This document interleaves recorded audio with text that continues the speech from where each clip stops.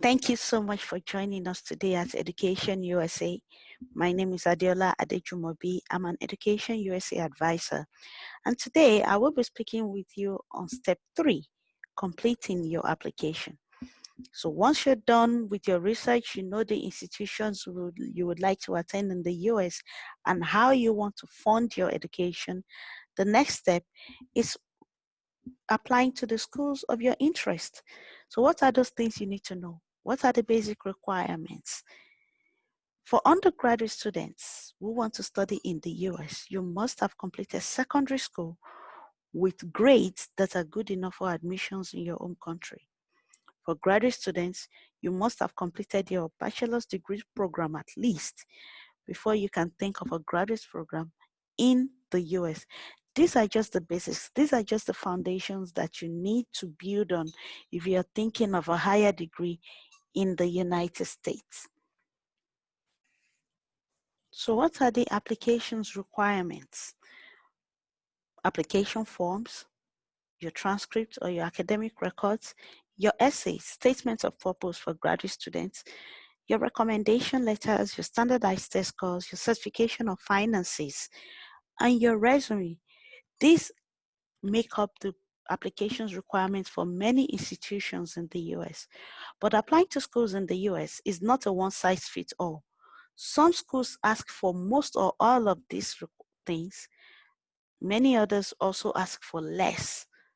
Some other institutions ask for some of these things that we have not mentioned. For instance, your passport biodata page is part of what some schools require if you are going to apply to such schools. So you need to find out right from the time you're doing your research on the institutions that fit your interest.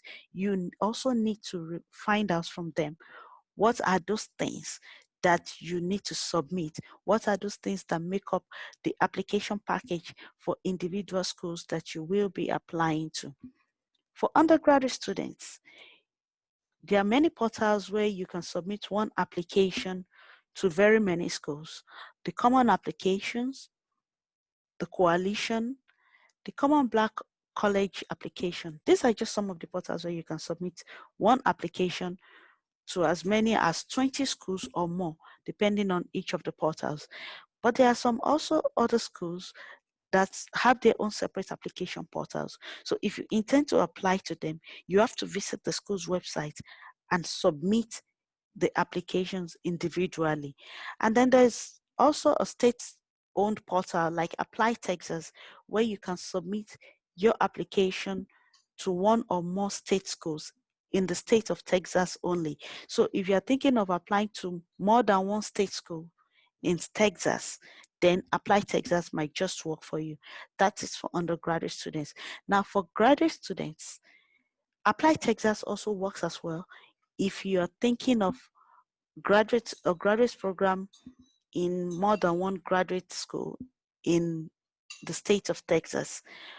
But for most grad schools in the US, you will need to visit each graduate school's application portal in order to submit your application. That is how it works for most graduate schools in the US. So you might find yourself submitting as much as 5 applications in order to apply to 5 graduate schools in the US. But for those who are thinking of some specific fields like law, like medicine, like a master's in public health, there are some portals that have been designed specifically for this. For instance, the Law School Admissions Council has the Credential Assessment Service for students who want to study law, because law is a graduate program in the US. And for those who want a master's in public health, there is the SOFAS, which is a portal where you can submit your application to many schools of public health in the US as well. These are just some of the specific portals that are designed for specific programs. But for most graduate students, you will need to visit each school's website in order to submit your application to them individually. That is how it works. So you don't have as much luxury of submitting one application to many schools, just like the undergraduate students do. And then your transcripts. Your transcripts are the proof of your previous academic achievements or your previous degree, what you earned before. So for undergraduate students, the proof that you went to secondary school is your transcript. It should cover your academic records from GSS1 to SS3. For graduate students, you need your bachelor's degree transcripts. If you've indicated in your application that you have a master's degree, you will also need your master's degree transcripts as well. And if you transferred into a tertiary institution, maybe from another tertiary institution, or you went for A levels, so you started in your second year, you will need records of what should have been your first year in that tertiary institution. So every year must be accounted for. And for undergraduate students as well, if you transferred from one secondary school to another, you need to go to the previous secondary school and get your transcripts for all the years that you spent in that school. Every single year must be accounted for, and the transcripts must be sent directly from the issuing institution to the intended institution in the US. So the institution you attended here in Nigeria must send the transcript. You request for the transcript to be sent to the institution where you will be applying to in the US. That is the requirement. Some institutions might have waivers concerning this, but you will need to find out with individual institutions that they want from you. Next is your essay. Whether you're an undergraduate student or you're a graduate applicant, you will need to write essays. For undergraduate students or for intending undergraduate students, many institutions have essay prompts, and if you're using one of the application portals like the Common Application or the Coalition, there are essay prompts for you to use as well, for you to create your essays.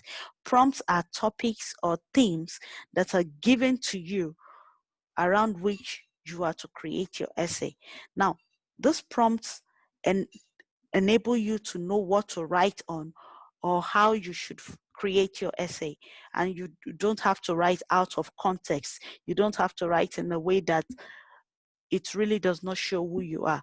The essence of essays is to show them your personality, is to show the admissions officers, the recruitment officers, what your transcripts, what your academic records cannot tell them about you, your interests, your personality, and what you're bringing to the school, the kind of value you will add to the school. If admitted and you eventually enroll in that institution, what value will you be adding to that institution? This is what college representatives want to see in your essays. So it's not just about telling them that you're brilliant or telling them how good you are, but showing it to them in what you have written about yourself and what you have written about your experience. For graduate students, statements of purpose really don't have prompts. You are expected to design it the way you want. So it must connect what you've done as an undergraduate student, what you've done with your post-secondary education and all your tertiary experience, what you've done with it so far and why you want to go on for a graduate program. And you have to make a connection between the two. If you've studied one thing as an undergraduate student and now you're thinking of changing your field of study as a graduate student, why the change? What informed that decision? That should be very, very clear in your statement of purpose. And why this school? Why not another school? These are some of the things that should reflect in your statement of purpose. Your area of interest, as far as your research is concerned, should align with what the faculty in your intended graduate school is working on. The professors there, the lecturers there, what are those things that they're working on? What are their areas of interest? Whatever you want to do must align with theirs. Otherwise, you are not really showing yourself as someone whose field of study is relevant to their interests.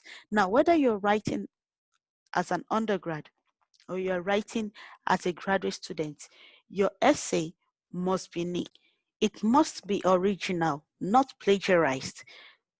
The US academic system has zero tolerance for plagiarism.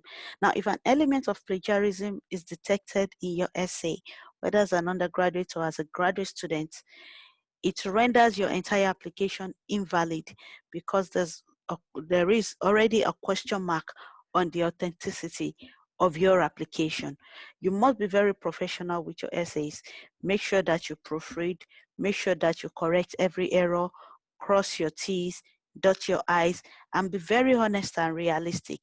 Don't paint yourself to be bigger. Don't create a larger than life image of yourself in your application. That is not going to help you at all. And then your recommendation letters. Now, your recommendation letters, like your essays, are designed to stand out and advocate for you, to help the college representatives, the admissions officers, the admissions review committee see beyond your grades into your personality, into your abilities, and advocate for you in such a way to show that, yes, you will be a good candidate for the institution you're applying to. You need to meet your recommenders well ahead of time. Choose them well ahead of time. Even before you start working on your applications, you need to decide who is going to write your recommendation. Make sure you inform them. Not just choose them ahead of time, inform them ahead of time. If you've graduated 2, 3, 4 years ago, you might need to go back and give them something like your transcript or your essay or your CV in order to refresh their memory about you. Don't just show up before the deadline and say, oh, tomorrow is the deadline, next week is the deadline, and you expect them to produce the kind of recommendation that would give institutions the quality that they want to see. Because institutions in the US want to see how well the recommender knows you, in what capacity, how will the person rate you in a class of 25 people or in a class of 30 or 50 students. Will the person rate you as being part among the top 10 or among the top 5 or the very best in the class? All these things matter. Schools actually look at recommendations and they take it very, very seriously, because this is somebody who has worked with you, speaking about your ability to go for an undergraduate program or a graduate program in the United States. So they take that third party recommendation very, very serious. Another important part of your application is your standardized tests. For undergraduate students, you are looking at either the SAT or the ACT. Schools accept one or the other. Most schools will have you take either of the two. Just submit one as part of your application's requirements. For graduate students, the graduate record exam, GRE, is what most graduate students take. While students who want to go for MBA courses, that is Masters in Business Administration, go for GMAT. Now, there are some other standardized tests for specific disciplines, like students who want to study law take the LSAT, students who want to go to medical college take the MCAT, but these are just for specific fields. Most graduate students take the GRE. For most graduate schools, that is the requirement, the standardized test requirement. Now, at EducationUSA, we advocate the 100-hour rule. And what do we mean by this? We mean practice. Practice over and over and over for hours, not at a stretch, but day in, day out, up to the point that when you add the number of hours you spent practicing, you can say you've practiced for a cumulative of at least 100 hours. By then, you will be able to identify your weak areas, your strength in taking the standardized test, how you can navigate, what to expect, what are the sections, what is the structure of this test. By then, you will know everything.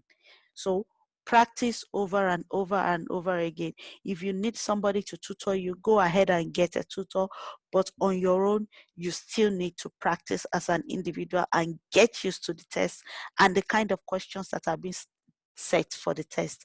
Also, Some standardized tests are meant to test your proficiency. So we have the IELTS, the TOEFL, the Duolingo. All these are just tests to know how well you can speak the English language in listening, speaking, writing, and reading. Are you good enough in the command of this language to sit in an American classroom? Now, some institutions have their own tests designed for international students who are coming into the US to study, or who are coming to the institution to study, while most institutions will take one of these tests as a requirement, and they are fine with it. So you need to find out.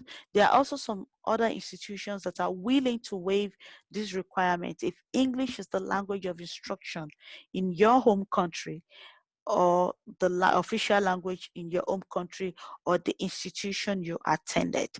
But if the schools are not willing to waive it, then you have to take this test. So you need to find out which school wants me to take a standardized test or a language proficiency test, which school is willing to waive it for me. So all these things are part of what you should know even before you start applying to the schools. And then your resume. Some schools request that undergraduate students send in their resume. Other schools don't bother about that. For graduate students, most grad schools, almost every graduate school would definitely ask you for a resume. So you better start preparing it as part of your application. What do they want to see? A summary of everything you've done so far in the last institution you attended, especially. For undergraduate students, your contact details and your high school records, as well as the records of the activities you were involved in while you were in high school. You don't need to go as far back as your primary school days. That is not required. But your achievements, you were the valedictorian in your high school, all these things should be on your resume. For graduate students, you don't have to go back to secondary school or bring up the things you did in secondary school. You were the head boy or things like that. No. What should be on your resume are the records of your post-secondary education and activities and achievements, your work experience, your research experience, your teaching experience. If you've gotten any award or if you've received any award, there should be awards that you got in your tertiary institution, in your post-secondary education or activities. Anything below that, you don't have to go that far back. These are the things they want to see. So it's just a summary of everything you've done post-secondary. That's for graduate students. And everything you've done in your secondary school days. That is for prospective bachelor's degree applicants. So these are the requirements that many institutions want to get from individual applicants who want to study in the United States. So if you're thinking of applying to US schools, have it in mind that you will be asked to submit almost all of these things, if not all of them, and you need to start getting them ready.